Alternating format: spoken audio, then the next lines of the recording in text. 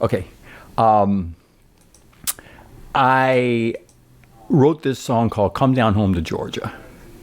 And I don't really know why. I wrote the actual words, Come Down Home to Georgia, almost as I was writing it. And I don't know why I wrote the words, Come Down Home to Georgia. Although it was the state, and it is the South, and it was warm and beautiful. I had some time in the South, and it was lovely, wonderful time of my life. And anyway, this I wrote, Come Down Home to Georgia, as I was writing it. And I wrote it, as again, with octaves in the left hand. Whatever chord it was, whatever chord that was on the song, I played just in the left hand an octave. So it would be like this. Oh, well, that's not even the beginning of it. Yeah, it is. Okay, so right here is C sharp minor, 7. Well, what are we playing in the left hand? C sharp. C sharp minor 7 with a B. What are we playing in the left hand? A B. And yes, you can play octave like this, back and forth octave, or you can play it solidly, or you can play it, like a rhythm like long, short, long, short, long, which would be the classic rock way. Or you could play it back and forth, as I said, or you can put the fifth in between sometimes, in any, anyways, I'm a C sharp. Oh wait, I'm talking a little bit of C sharp here. Okay, so C sharp minor is what they call a relative minor to the key of E. Now, if we look at the key of E, this is the E string here, all in block, in clusters, 4, 3, 2, 1, 1, 2, 3, 4, with your 4, 3, 2, 1 finger in your left hand, and 1, 2, 3, 4 in the left hand, you just cluster it so you can see all the notes throughout the whole keyboard, that they all should be lit. Okay, so anyways, these notes happen to be the notes that, if you use in C sharp, all are legal and pretty. Let's go through them. Here's the E scale. Okay, so what is, comparing to C sharp, what is the E? Well, it's the minor third, okay?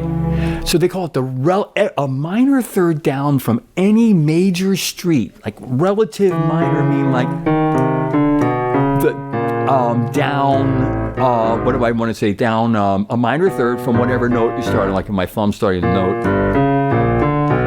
I love minor thirds anyways. I can play forever. I love them. Anyways, and I major thirds too. But anyways, in this case, we're minor thirds. So a minor third down from any street, okay? A down from D, the minor would be B minor. But B minor would be the relative minor. Oh, and they call it the quote, relative minor. Well, here's the cool thing. I like that word a whole lot. And that goes way back in music theory. I mean, my goodness, 18th century, whatever, relative minor, the word. Anyways, I love it because it's like the relative of the major. It's like a little distant relative, but a cool relative. Why? Because every single note of the major, when you go down to minor third, works as a legal addition note in the chord based on the minor. Still doesn't make any sense. All right, well, if you had a minor chord, C sharp minor, C sharp minor, I won't even give you 7 yet. You have the first and the third of the E street. So I'm going down. Remember, my bass note, I don't have enough fingers to play this, but I had a whole cluster here, plus C sharp in the bottom. It actually sounds really good. I don't have a sustain pedal. Well, you piano players, we all know what a sustain pedal is. An electric, I have to get one. I don't even know this one. Anyways, so is C sharp in the left hand, or B in the left hand, if the chord says that. I'm going to move the mouse here. Or if the chord says B in the left hand, or A, or in this case, D. So here I got C sharp in the left hand, octave, a B in the left hand, an A in the left hand, or a D in the left hand. Okay, now I'm going to go back to this relative minor thing. I just wanted to kind of get your brain onto that, because those are the 3 chords I'm looking at. We already have the minor third, right? And now watch, here's another one out of the major.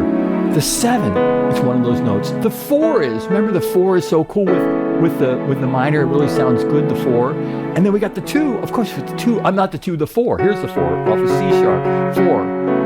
And then we got the 6, which is a great, I meant to say the 6. A is the 6, F sharp is the 4, off of C sharp. Listen to it. Here's as we get brighter and brighter into this idea that we're in the E major street, and like a light bulb goes off of your head and it gets brighter. And you think, wait a minute, I know. I'm going to look at those notes, and the fifth off of C sharp. Remember, our bass note is C sharp. This is based in C sharp. It's the first note of the melody, C sharp. So let's just talk straight about C sharp. This is a big thing. So it's the relative minor of E. And if we look at E, we have a 4, which is great. Here's a minor 7 with a 4. Then we have the 2, which is the major 7 off of E. Listen to it. It's just a thick minor chord. Let's see, the F sharp is playing the C sharp. Now listen to this part. I put the major 7 off of the E, right? It's the major 7 of E major street, but it turns out it's not the major 7 here, it's the 2. Isn't that great? And then on the F sharp, it's the 4. That's so cool. Remember, I always say move. Never mind. I'm not gonna do that.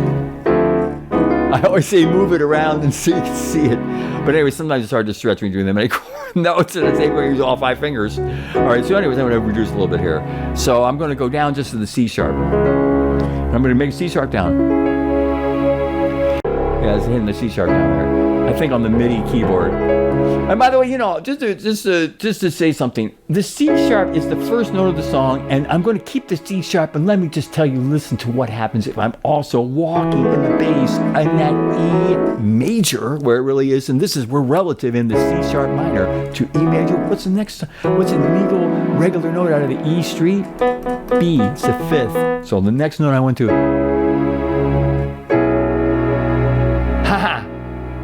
and then I moved one, and then I got a C sharp minor with a B bass. And then if I didn't even move anything in my right hand guitar part, and I just moved to A, I get this beautiful chord, which is an A major 7 chord.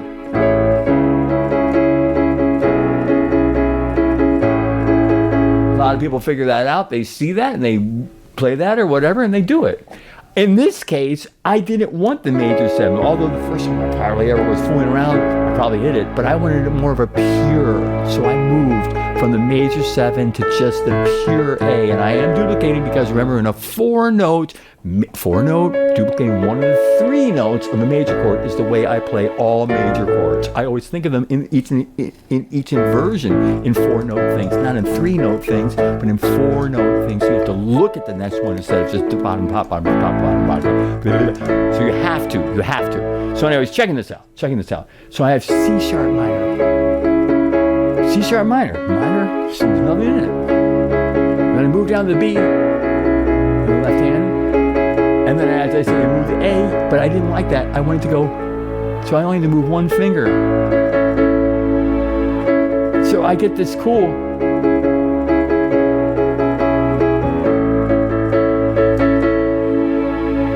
And then, it goes like this. Come.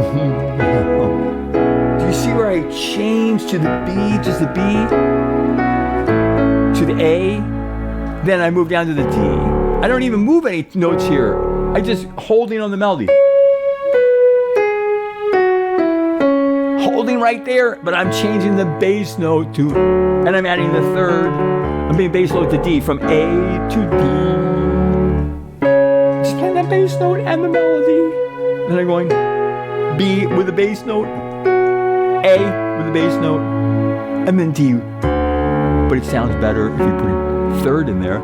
So I did. It's a D major 7. A melody that has a 2nd part to it. And it climbs it goes back up. And it has a little turn around. Isn't that beautiful? That is what I'm talking about. This is what is all out of all those notes. Oh, well, that one was a little bit of a, there was a kind of a, how can I say, lately I've been doing like bends around the third, like bends to the fourth or bends to the minor third now. But basically, I was doing something and I found that it's really a D, it's a C with a D bass, and then it resolves to a D or D7 to. But it just came in it instead of the major 7 that I was going to, like I was going C sharp, then the major 7, the back melody or the second B melody, and then I went in a jam sometime, and I liked the so it stuck with me. But then I added that was the main melody note, but I went, what was in between? You know, what was the note? And I noticed the C and E wanted to be there. See, I moved that octave around of the melody, but just kept those two in the middle. And it was great. It made a C with a D bass down to a D7, not major 7, D7 this time. My brain went, ooh, so I can have a major 7 sometimes, or sometimes I can have a 7 sometimes in Come Down Home to Georgia. Major 7. Oh, sorry. I slipped. I didn't. I should have added as not the major 7, but it's pure. Listen to 7 off of a DD, not the major 7. 7, and it stays there. Stays right there, right? Ha ha ha. Major 7.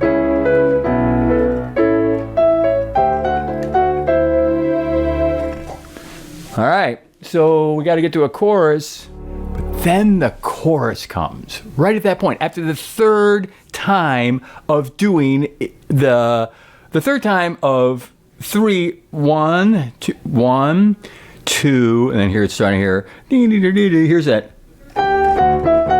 It's just octaves right there. You see the pointer right there with a just octaves, whatever. But then again, it goes.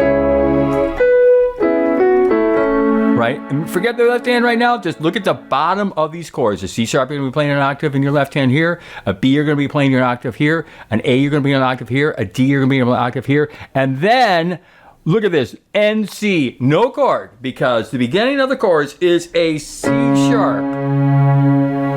And then it goes to a really cool part of the C sharp. Remember we were going in every one of these notes out of the E major scale. What's the relative of E? You can hit every one of the major street notes, and they are legal and sweet.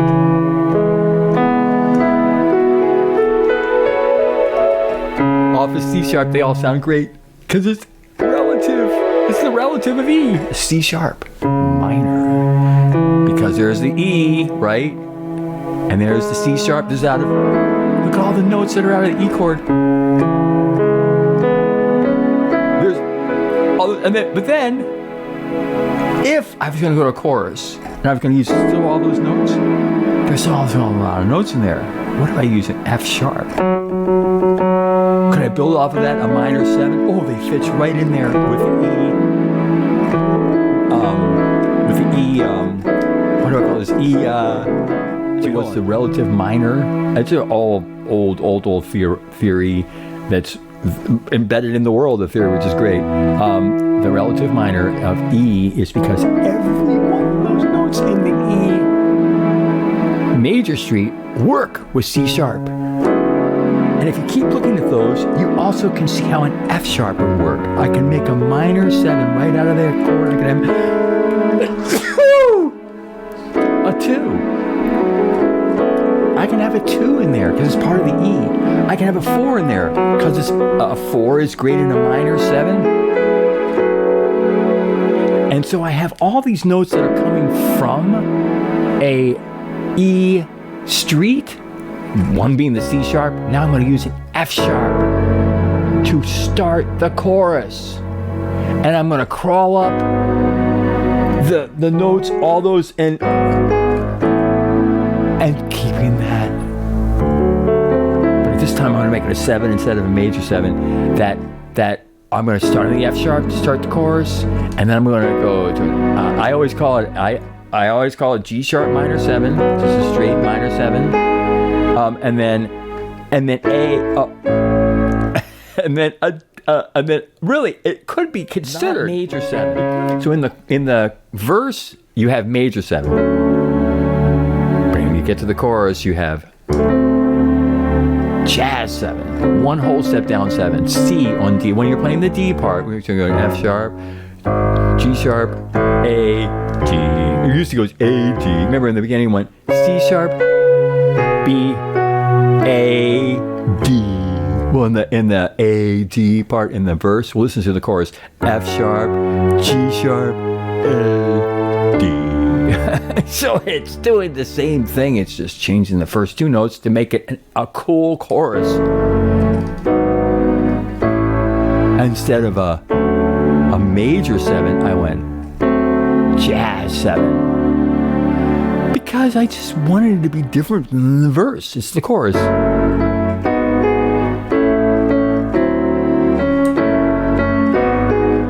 Now what I just played there was right here, this line here.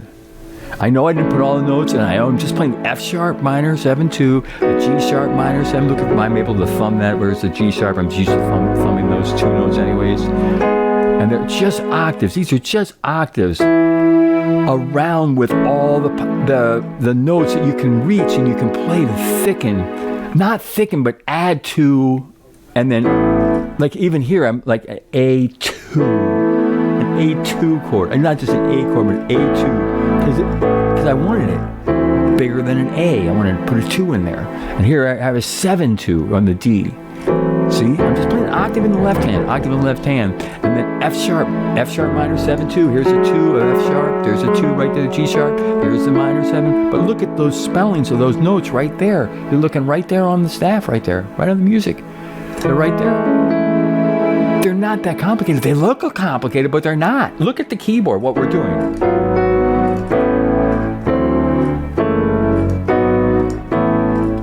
In different rhythms, yes. And there's a little bit in between. A little bit in between. There's a little bit in between notes, yes, that lead the melody. Yeah, that's the second part. The first part of the chorus is. The second part of the chorus is.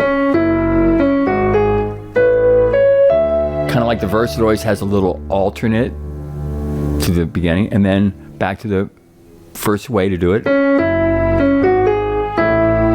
I bring a chord in here that is so experimental that I discovered that it's really cool. Wait, I'm trying to jump to the next.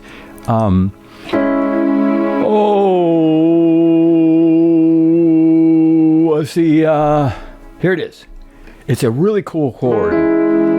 It's a C sharp minor chord. See the C sharp minor chord? But I have an A sharp in the bass.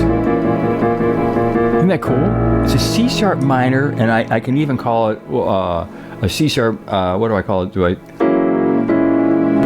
has an A sharp in the bass. So that's cool. It's a C sharp minor 6, I think I call it. C sharp minor 6 with an A sharp in the bass. And then I go to the next chord, which is, do you see where I am here? Right here? I'm trying the pointer. I wish I could have the pointer, maybe in my foot. I could just move it at the same time and move it. I think I have something I can do that. A pad for your foot? Be cool. Okay. The back way to do it. And then now back to the same. That strange chord is this chord. C sharp minor 6 with an A sharp bass, and then a fraction A chord with B bass, leading to a nice B6 chord, happy chord, to E, and that finishes the chorus, and then it leads back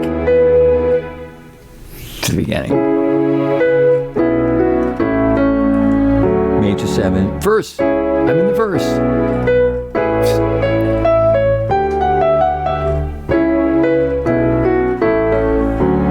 And now here, the chorus begins with just one note, C sharp. I'm going back a page.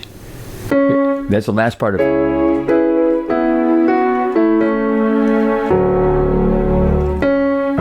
There's the F sharp, there's the F sharp, G sharp, walking right to the A2 with a D7, 2, again, F sharp, minor 7, 2.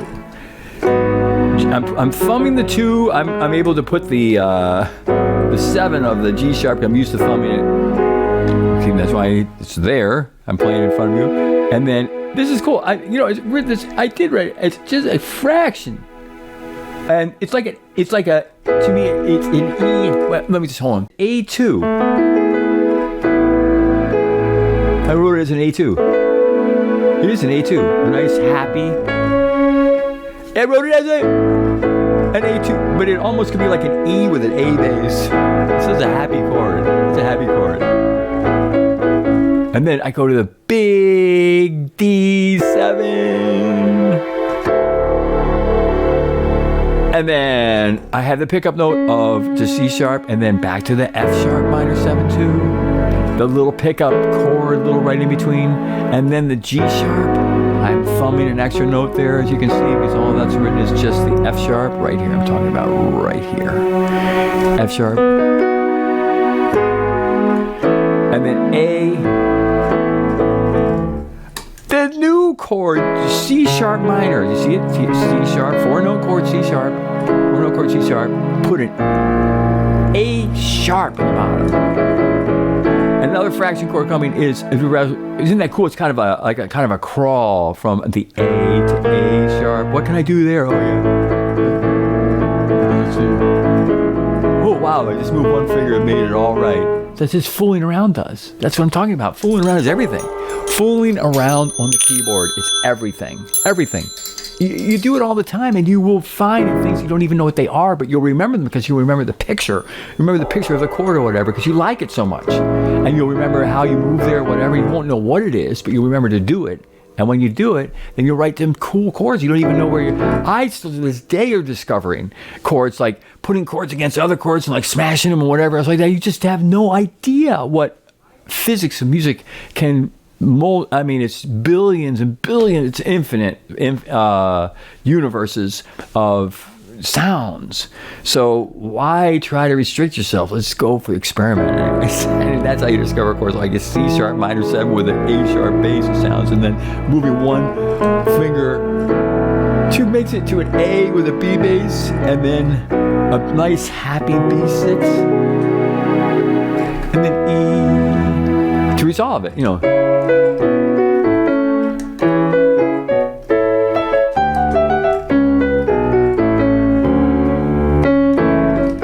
Chorus.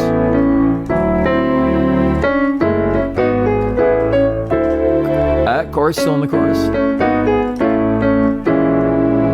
And